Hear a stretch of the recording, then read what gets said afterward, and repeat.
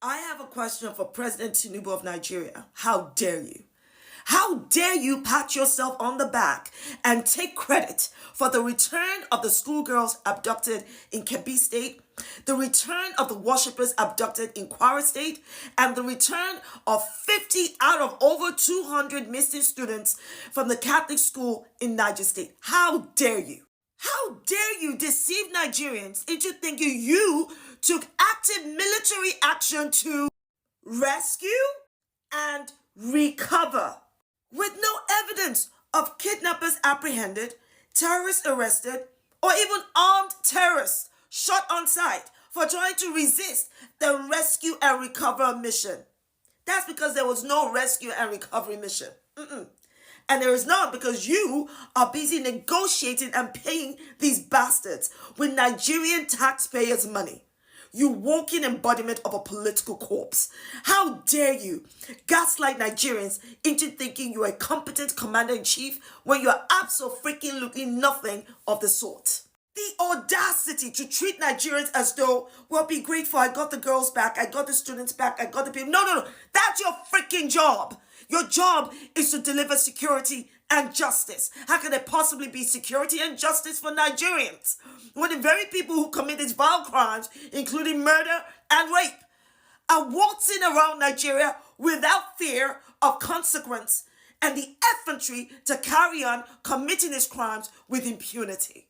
And the only reason Tinubu is keeping up the appearance of actively doing something is because of this racist imperialist fool Trump's threat to invade Nigeria, because that would directly impact Tinubu's political ambition to be president of Nigeria for another term, and definitely the pay packet of him and his political cronies. These people don't care about Nigerians, not Trump, and definitely not Tinubu and his predecessors of incompetent Nigerian presidents who lack the political will to eradicate terrorism and the kidnap to ransom industry, because they benefit from it and they take Nigerians for fools and for granted. Because explain to us,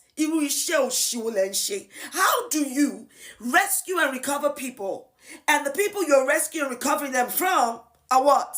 Are they taking a walk? Were they at a party, asleep, comatose?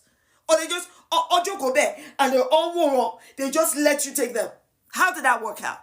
Because you really must take Nigerians for fools. The bottom line is that the policy of the Nigerian government is to negotiate and pay these terrorists.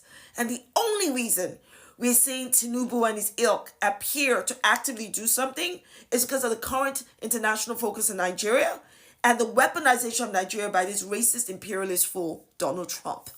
Take a listen to the former governor of Kaduna State. What I will not do, okay, is to pay bandits, give them monthly allowance, or send food to them in the name of non-kinetic. It's nonsense. We are empowering bandits. It's not the government of Kaduna State. It's a national policy driven by the Office of National Security Advisor, and Kaduna is part of it. Many states are objecting to that, but that is the policy now. Chase the bandits. That's the new policy. You heard that. The national policy is to pay these bloody terrorists. And can you just stop calling these terrorists bandits? They are not bandits, they're terrorists. Language matters.